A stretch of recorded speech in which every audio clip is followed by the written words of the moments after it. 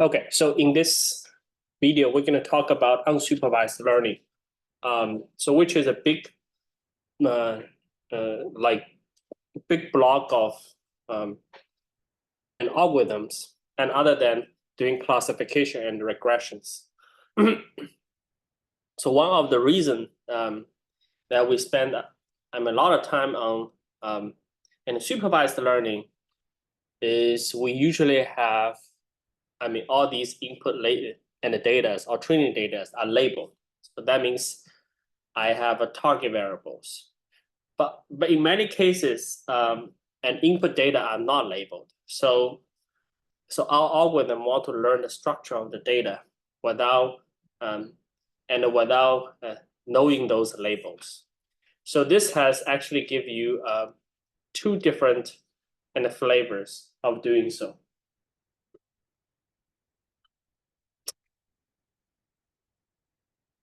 So, and the benefit is we can process a whole bunch of data altogether without need to be manually labeled. And in many cases, labeling, so these data could be very expensive. And also it will be difficult to evaluate the quality of this unsupervised algorithm because, in general, we don't have a good and explicit metric like what we had in supervised learning, so that we can have like F1 scores, accuracy, and so on. But in unsupervised learning, we don't have such kind of like things. One of the common tasks in supervised learning, so there are basically two common tasks in unsupervised learning. One is dimensional reductions. The second thing is clusterings. So, and we are going to focus on these two things altogether.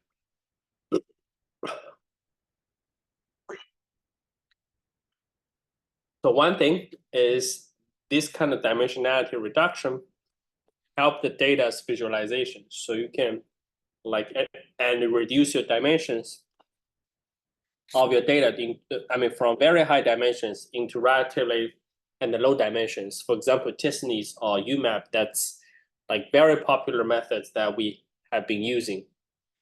On the other hand, it might also help with, if we have like multi-collinearity of these data. So that means some feature and they might be highly correlated. So we want to like decorrelate your data. So that's a very important task that, so once we reduce the models from very high dimension into low dimensions, we kind of like get rid of those like highly correlated data. So like once you have reduced your dimensions, you can apply these data for further like supervised learnings. And for example, k-nearest neighbors, like decision trees, all these kind of things.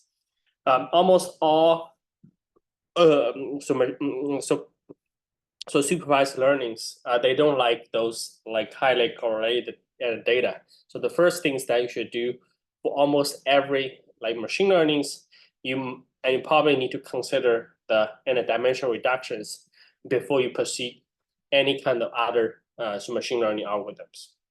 So the simplest or the easiest one is PCA, principal component analysis.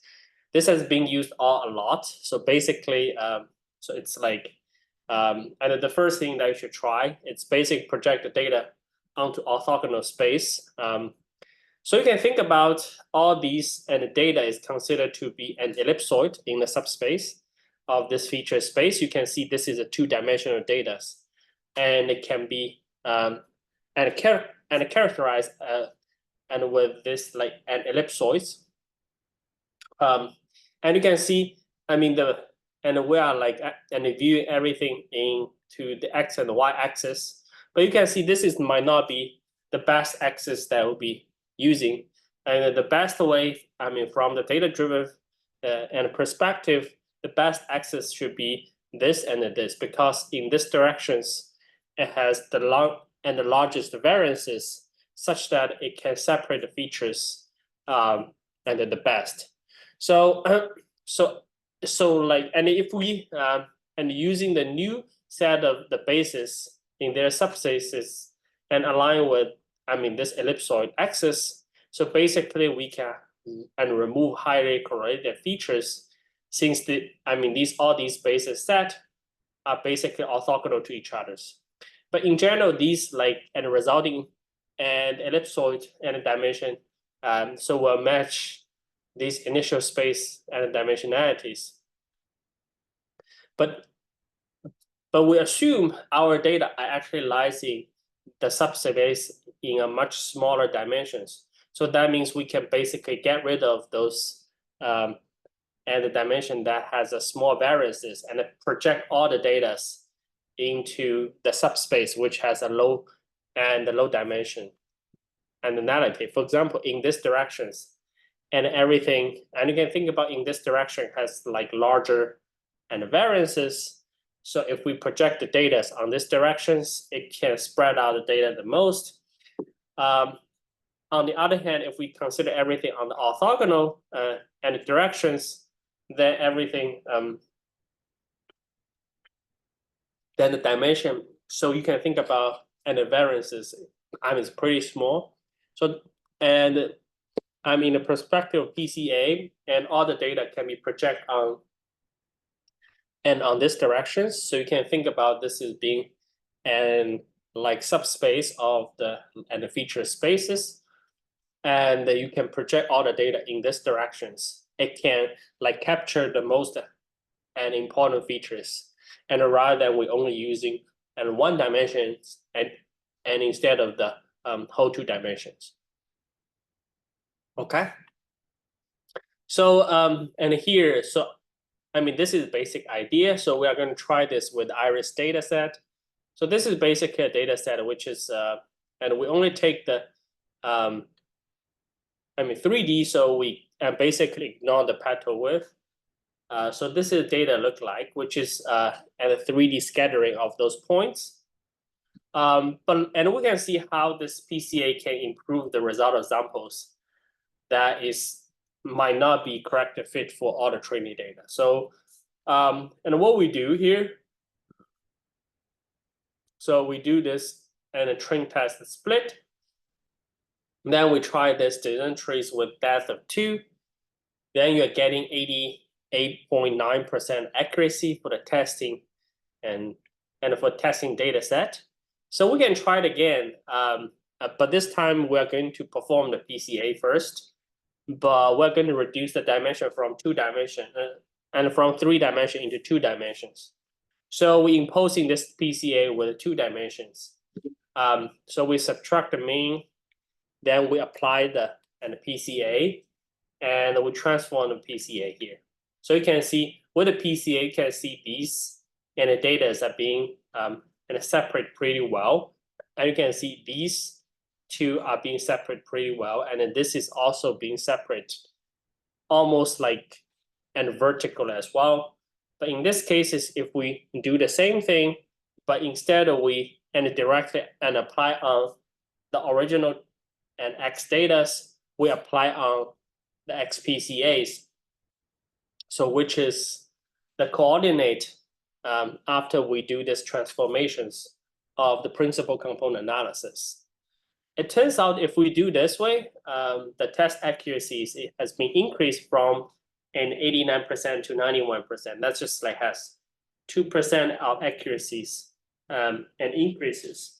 So this is quite significant because we know this is already, and the accuracies are, already quite high. We just do, this PC as pre-processing.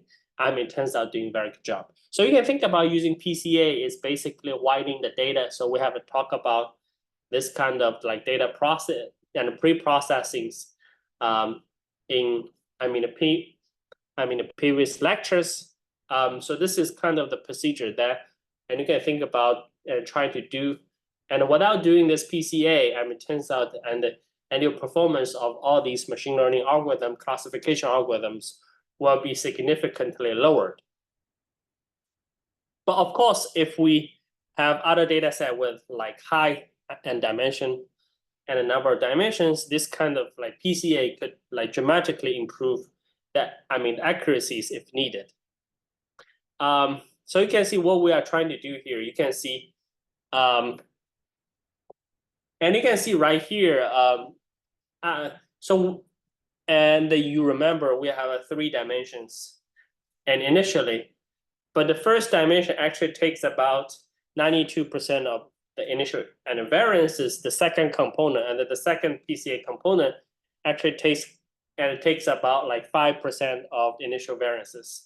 Some of these two almost take and about like 98% of the and the variances. So and basically the third and component that we throw out is really not important. It has a very small variances. So that means it is actually a good idea to project everything into 2 dimensions instead, just from the perspective of all these like and PCA and values that we have. So this gives you some idea to justify whether we should reduce dimension from high dimension to lower dimensions.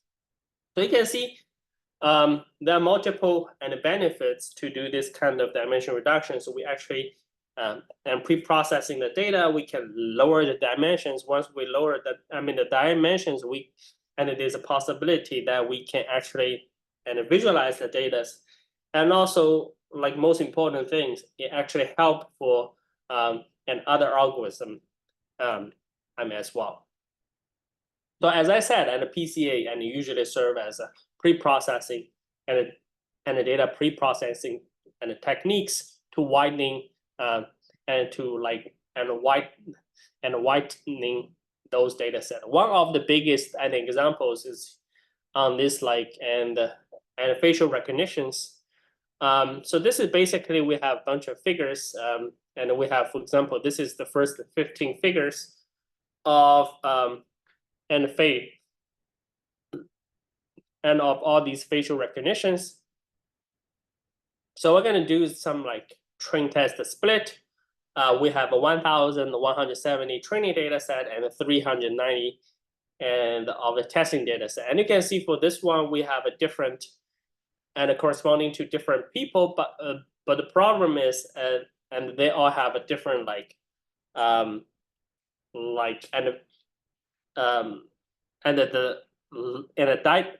and these data are not balanced like the MNIST data set that we have.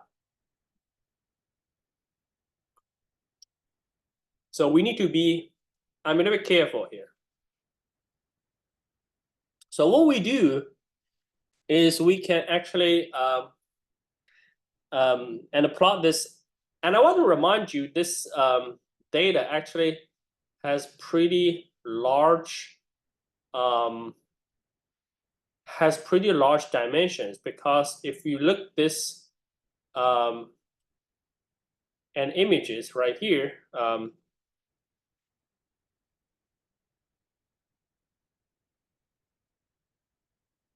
dot image, right? So this is, let's see the shape. So,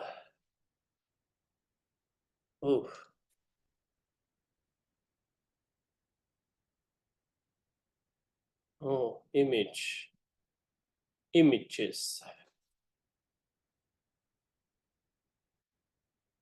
shape. Okay, it's 50 by 37. That's more than like 1,000 it's 1,800 and nearly 2,000 dimensions for each images. So you can see this dimension is pretty high. But we can just calculate the first 100 principal components. And what we do is we just say like n components to be 100. But usually that would be quite expensive to calculate. We can imposing something called randomized PCA, which is a bit more efficient algorithm that we can do. So we can see how much and the ratios if we choose to retain this 100 and the variances. And you can see this is the curve actually. You can see the total variances combined if we retain up to these numbers of components. And you can see at the end, if we like retain this 100 components right here, actually it can like contains 91% of variances, right? And it's almost everything. We only have like less than 10% of any variances being contributed by the rest more than like 1,700 and the principal components. So that means we only need the first 100 and principal and the components can describe the most informations of these like and a couple thousands images. So and this is very, very important. So that means there's a huge opportunity that we can reduce our dimension into very high and nearly 2,000 dimensions into 100 dimensions. So we can keep doing that further here. So you can see we can actually plot these principal components. And what we can do is we can reshape these and principal and a component by 50 by 37, which is the pixels that we'll be interested in. So you can see they are actually looking at these at the orthogonal features that those like first a couple and principal components they are looking at. They are really looking at human faces. So these are the basis that will be like looking into that. So this is the mean. So and for each image we need to add and subtract the means. Then we are going to project on the corresponding principal component. So it is very important. If we want to do PCA principal component, we need to subtract means for each images to ensure the whole data set has a zero means. So this is something that you need to always keep in mind. All right, so you can do and perform some classifications.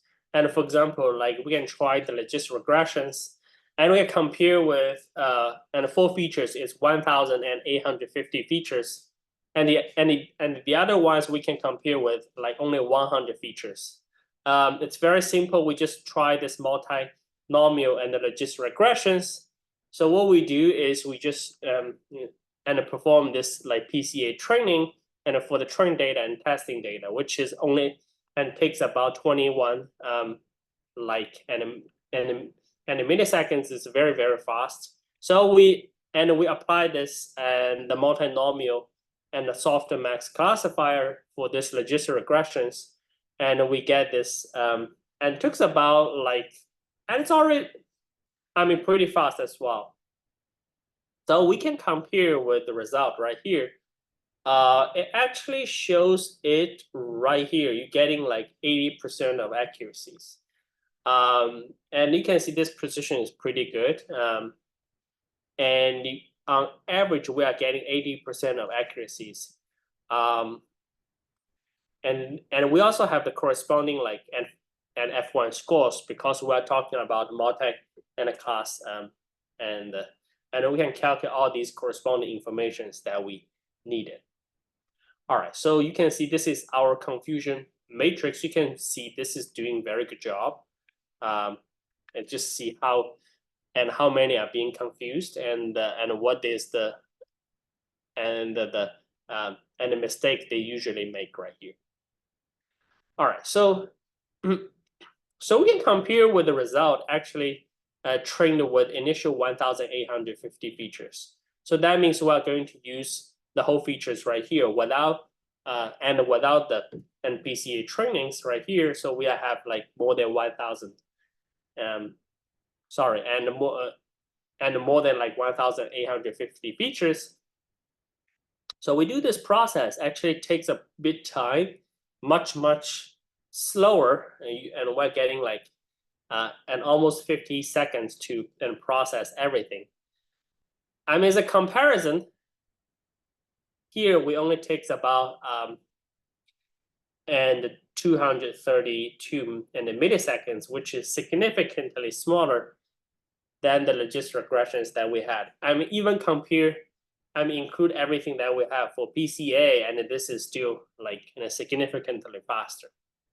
So as a comparison, and the result is actually still 80% of accuracy. So you can see, I mean, in terms of accuracy, there's not much, I mean, changes. I mean, it's always like at 80%.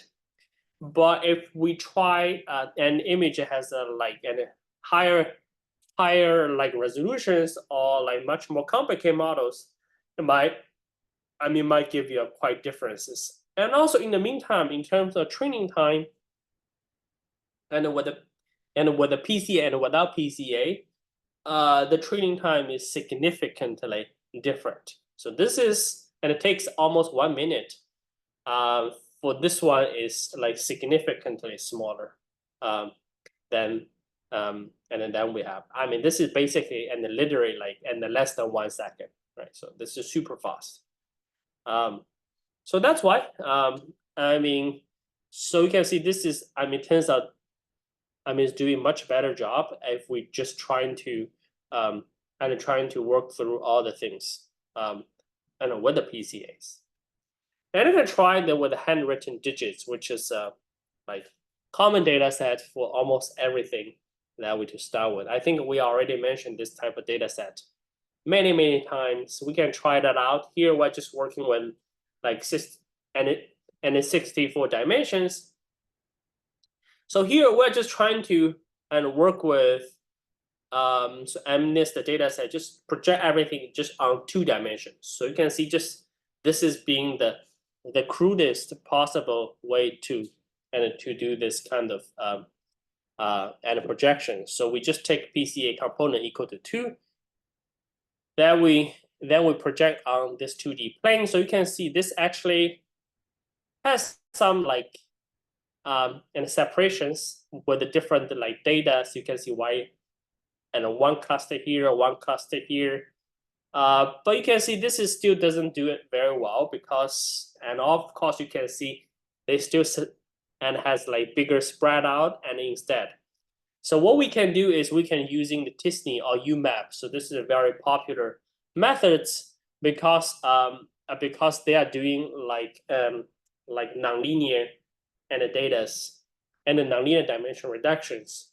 So they want to make sure each clusters that they form the clusters, they are much tighter. So and if the data is like and within 2 days and are in like 2 different clusters, and you want these 2 points to be separate as much as possible. So if you apply Tisney, you are getting something like that.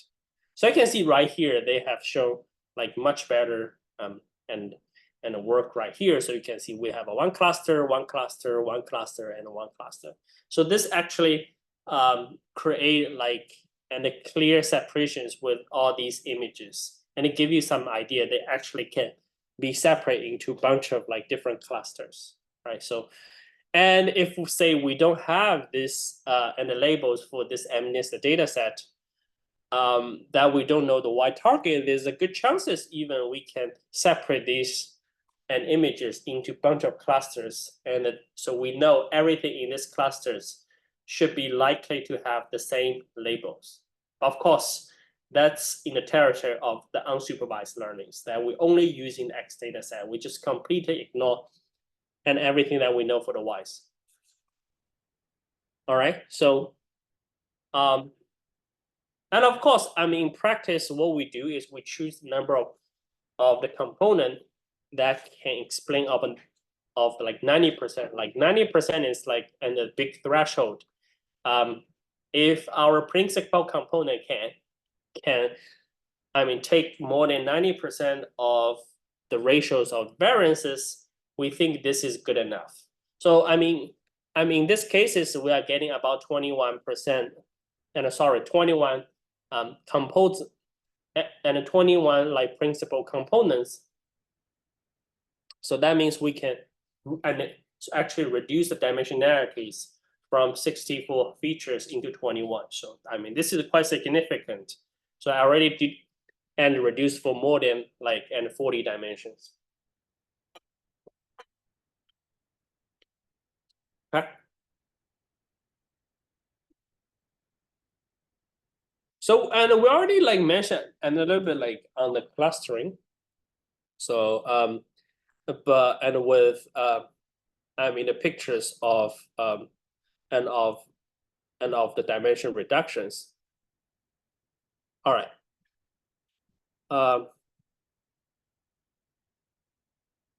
Okay, just a second.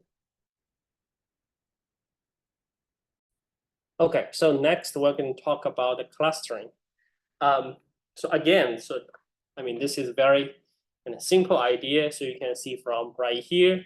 So we have a bunch of examples. For example, we have, and this is a very typical examples in machine learning. We have and data sciences. We have like two circles, and we want to using all sorts of different clustering algorithms to cluster out one circle versus another circles.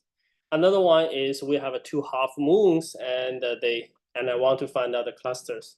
And third one is we have three like little clusters, and three little like a cluster. But the issue is these two are pretty close to each other, and the other one is quite far away. The fourth one is completely uniform and random data. So the idea of, a cluster is if we have these data point here, so we can see, and they can be organized into different groups. So, and it would be nice to describe all these things very concretely. If we have a new point comes in, I can assign them to the correct group. So this is the basic idea of the clustering. So you can see, and just from this 2D point, then we should have two different clusters. One has a small circles, one has a larger circles. And this like two half moon structures. And we have a one half moon up and another half moon down. So the most popular and the simplest algorithms is the k-means. So this is basically says, so the whole idea is we're going to select a number of clusters that you think will be our optimals. Then you so you initialize this and those points and randomly within our data. So the rule of the thumb is we're trying to and make those like centroids as further away as possible. So you can basically choose these k point they have, and the distance is doing and trying to be as much furthest as possible. Then you are going to attribute its each observation to its closest point and a centroid. Then you update the centroid to the center of all the attribute set of the observation. So basically, so say you already assign each an observation to its closest centroid, then you have its membership for each centroid. So you update the centroid by taking the mean of the centroid. Then you are going to update and the position of the centroid as well. Then you repeat these step 3 and step 4 until it converges. So, and for example, we have some data right here. So you can see we actually have a 3 cluster here. One cluster here, one cluster here, one cluster here.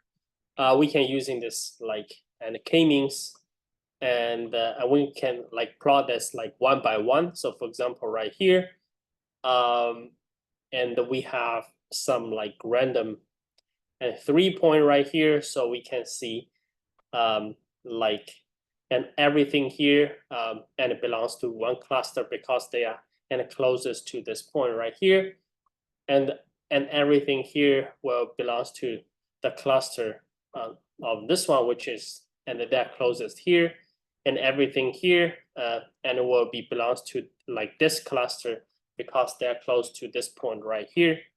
And after that, we are going to update the the centroid, which will be this and this and this. Then we repeat this and the process and continue this process. So this is and algorithms, and until they converges, and you can see they are doing very good job to separate these and to get these 3 different clusters. But however, there are some issues as well, because usually we don't know whether we have 3 clusters or not, and we need to choose the number of clusters for this k-means algorithms. But we actually need more efforts to choose and some a criterion to pick the best case possible. And what we can do is we can get some loss functions, but this loss functions is quite different from what we have, and we can optimize the sum of square distance between their observations and their centroid. So basically, this is JC is something that we're trying to optimize if we fix the number of k. And the whole idea is very reasonable. We want our observation to be as much close as to their centroid, but the issue is if we start to increase the number of the cluster k, this j will always decreases so monotonically as we increase the k. So this is the big issues.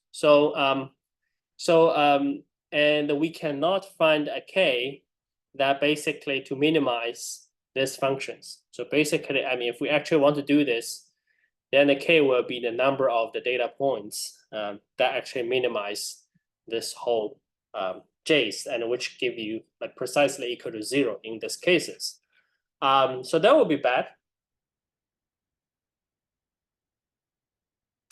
So in the cases, what we can do is we can choose this number of the clusters when the functions JC actually decreasing less rapidly. So instead of what we trying to find out the minimum of JC, like JCK, and turns out what we're trying to do is we find out the K such that they start to decrease less rapidly. So it's kind of we are and looking at the derivative of the JCK plus 1 minus JCK, and this is and how much differences if we increase the K, and that would be the bottom was and JCK minus 1. This is the difference is if we decrease K to the K minus 1. So this will be and actually differences. So we want to find out this quantity to be minimized, and that means it actually decreased the and the value decreased less rapidly. So if we actually plot this out and of JCK, it will be look like this. We know this will be decrease monotonically until to the end. But we can see this JCK actually decreased less significant and it decreased significantly until the number of cluster reached k equal to 3. Then it won't change anymore. So that means we can safely argue the optimal number of the cluster will be equal to 3. So this is something called elbow method. So that means elbow method is they start to decrease rapidly, then they start to decrease slowly. So we want to find out the turning point such that and that will be the regions that we're going to find. But mathematically, that will be the way that we can approach and as a formal criteria here.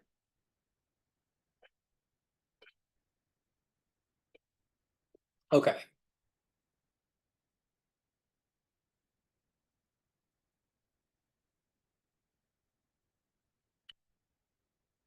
So there's some other things and we can do here.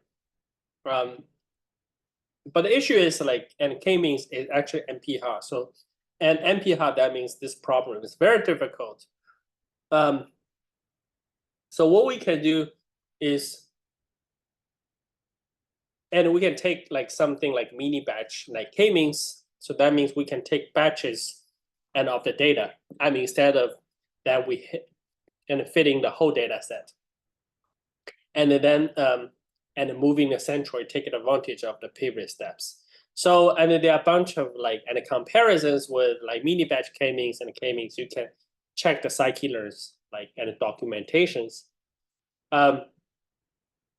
So, and this is also another way that we and has been and talk about, and we can like and state the number of the initializations with some like initialization function parameters, and it can actually identify more robust centroids. So basically, and the whole idea is I want those like initial centroid and guess to be as further away as possible, such that we can have a good and capture of the whole spaces. All right, so the next is I want to using the k-means to do some like clusterings for the taxes. So basically what we can do is we have a bunch of like this is the data and we have a like 20 different and news group data set for the following 4 different categories. So we have a 3,387 documents and we have 4 categories. Here, what we are going to do is we're going to build something called TF-IDF. I think I have like and very briefly mentioned about and what is TF-IDF and how we should process this text data set. But this is basically, this is just one line of code to show you how to do this TF-IDF. So this is basically the data you actually will be getting. So you're gonna fit with the K and the data set and directly. And here, and we're using this whole idea of k-means plus, which is the, so exact an idea of the, and trying to initialize this as further away as possible. So, and basically, and we have like all different like, and a characteristic or the metric to see and how good it is. We have homogeneity and the completeness V measure and adjusted random index and the silhouette and a coefficient. They have all different and a metric. We're going to talk about this later. It just tells you how good and we have that for the like measurement. And then we are going to see what they are and what are the like corresponding like cluster. You can see they have a different cluster with like corresponding different words, and you can see, that's kind of like how they approach everything. Nice ways.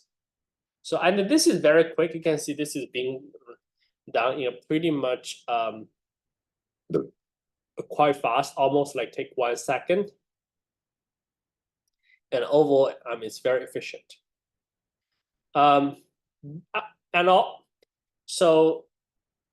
of course there are other and methods right here, like and affinity and propagation method. I'm not going to get into this and too much and the details. So basically, and then the idea is we'll base the similarity of the of the observations. So you can think about as like using the like negative of the distances. And also they have like and a spectral and a clustering. So there has been a very important an algorithm being used and in past. But I want to, and since we have talked about some like all these kind of metric of the clustering, I think it's worthwhile to talk that in a little bit detail and what does that actually means. So here is the next algorithm that I want to talk about. It's called an agglomerative clustering. So this is it turns out to be a very, very simple method.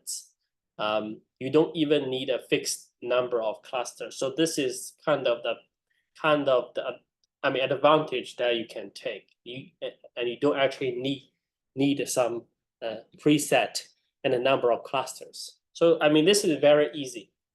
So what we do is we start with and assigning some like in each observation to its own cluster. So like initially we say we have n data, then we have n clusters. So then when we sort out the pairwise distance between all these centers of clusters in decreasing orders, right? So and that will be a lot of pairwise distance. That will be n times n minus 1 divided by 2. Then you're going to take the nearest two neighbors and a cluster, then you merge them together. Then you recompute the center. So basically, and you find out that and the nearest two and the neighbors, you are going to merge them together. So that will be your new centers. So you like keep repeating the 2 and the 3s, and you keep merging and these clusters until you merge into the big own, and it is only one clusters. But you can see this is quite expensive. I mean this whole calculation will be quite expensive. And also, I mean, this whole process will basically search the nearest clusters.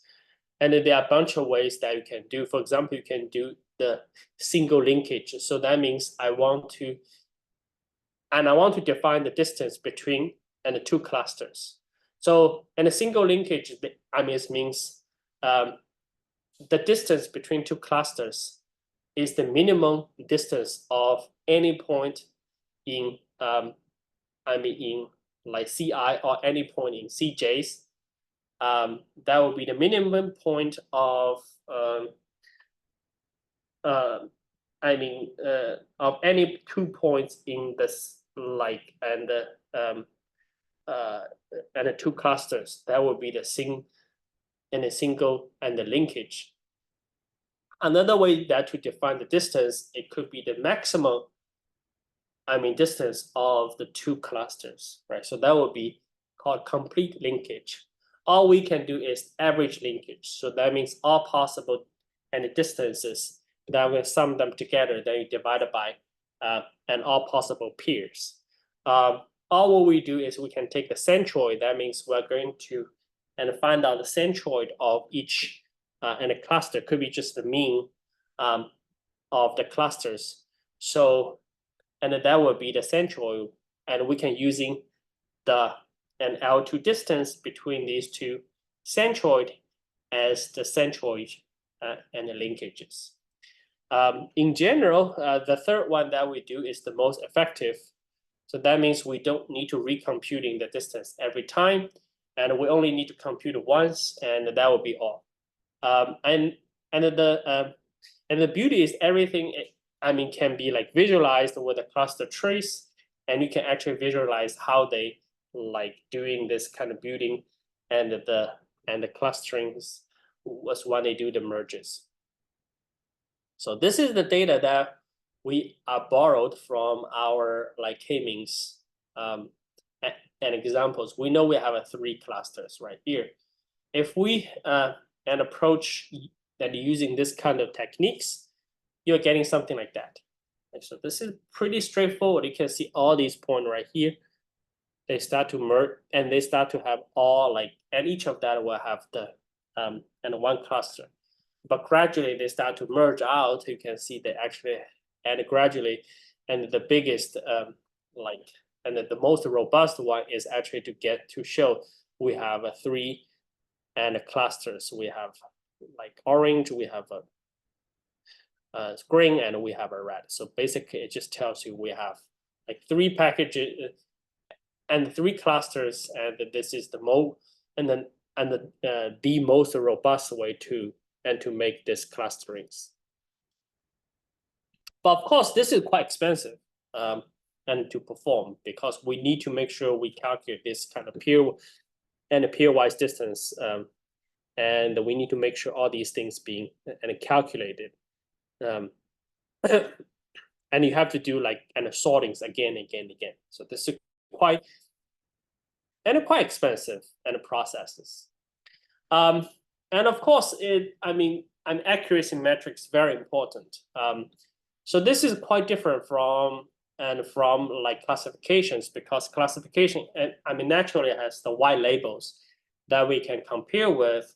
But for the clustering, it's very hard to assess the quality of the result. So basically, a metric cannot just depend on the labels because we just don't know that. And the second, we just usually don't have the true labels. And when we do the clustering, you just don't have that information. So they have some like and internal and external goodness of the metric. So external metrics is we have some information of the true and the true split. And for example, we know the true clusters, but the internal metrics is that we are not using any like external informations. We can just simply using those and the clusters to measure the goodness of the clusters. And usually this optimal like number of cluster is defined with respect to some internal metric because as I said, in general, we don't know those like external metrics. So this is all in the like scikit-learn metric. The first one is adjusted rand index, ARI. So for example, and we assume all these like true labels of object, it's already known. So those metric do not depend on the label values, but like the cluster split. So we have n observations. A will be the number of an observation pairs within the same labels. That means in the same clusters. And B will be the number of the observation pairs with the like different labels, but in the different clusters. So this is basically and we need to have the information of the labels. And we need to have some information of the external informations. So this Ri will be like 2 of A plus B divided by n times n minus 1. So this is basically, it's like random index. But like, some word I will say you can think about it. So it evaluates the share of the observation pair for like that kind of split, and then that will be consistent. So, and this actually evaluates the similarities of the two split of the same samples. So,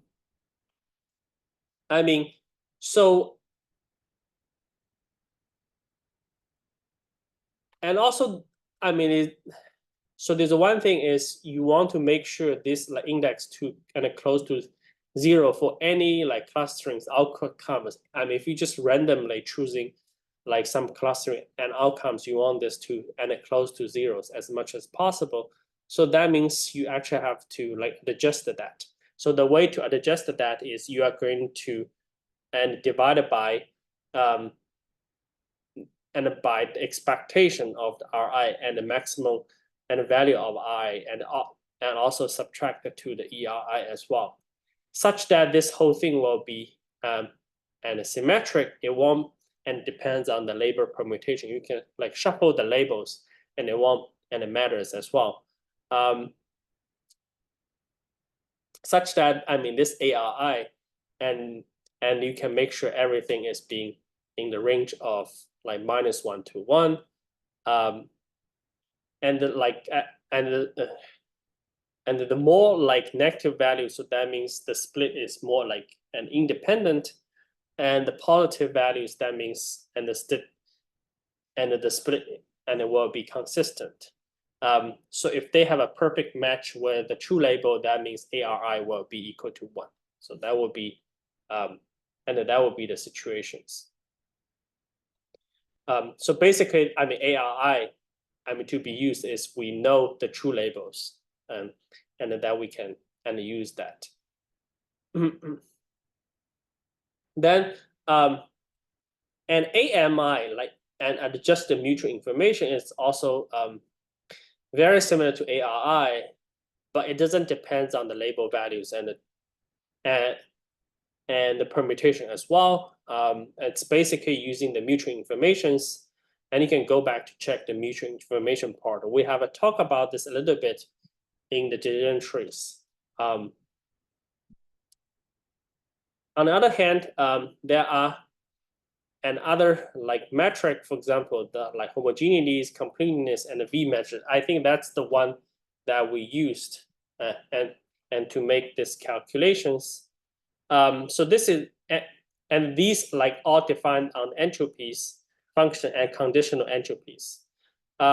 So these are the and you can see this is like the and the denote here. But the issue is all these metric that here are not symmetric. They are all lying within like 0 to 1s. I mean, if it is close to 1, that means it's more accurate and clustering, and the result 0, that means we don't have very accurate. And and also and all these values are not scaled, and also depends on the number of the clusters. And in particular ways, if we have just random clusterings that we and just like and assign all these values or completely randomly, it actually will not give you the value close to zeros. And when the number of clusters and is big enough and the number of object is small, it turns out it will not give you the 0 values. So in that case, it might be more reasonable to using ARI instead. But I mean, if we have a like and really a lot of like observation, for example, more than 100 observations, and the number of cluster is less than 10, and we don't have that kind of issues. So basically, these issues will be basically ignored. V measure is basically, and we have H and C. We take harmonic means. So you can think about H as being like positions, C is like and recalls in our classification and metrics, and the V measure is basically and it look like F1 measure and F1 scores. So and then that's how actually to interpret everything, like roughly to interpret everything here. And the silhouette is the only one that we actually don't need the knowledge of the true label of object. It actually allows us to just to assess the quality of clustering just using those unlabeled examples and the clustering and the results. And basically we can and calculate this silhouette and a coefficient at each time. So basically A is the mean of distance between the object and other object within one cluster. You have a one cluster, you calculate the mean and the distances and within the cluster. B is the mean distance from one object to another object from the nearest clusters. That is different from one. So you have a two nearby and clusters, and the B will be the mean distance for those two nearby and the clusters. Silhouette and the measure is B minus A and divided by the maximum of AB. So this is actually you can think about is like sample of a mean value or silhouette value of the sample. So basically, this is some like and a silhouette and the distance is somehow to give you idea of the distance between object. I mean the same clusters differ from the mean distance between objects from a different clusters. So I mean this just give you some idea how this and what is the silhouette and distance and look like. And this coefficient or this metric is between and a -1 to 1. If the value close to -1, that means it's bad clusterings. While the value is close to 1, that means it and corresponding to dense and well-defined clusters, like what we have showed for this and the results. And so that means, I mean, the higher the silhouette values, the better of clusterings. So in fact, and with the help of the silhouette, and we can identify these optimal values of K, and if possible.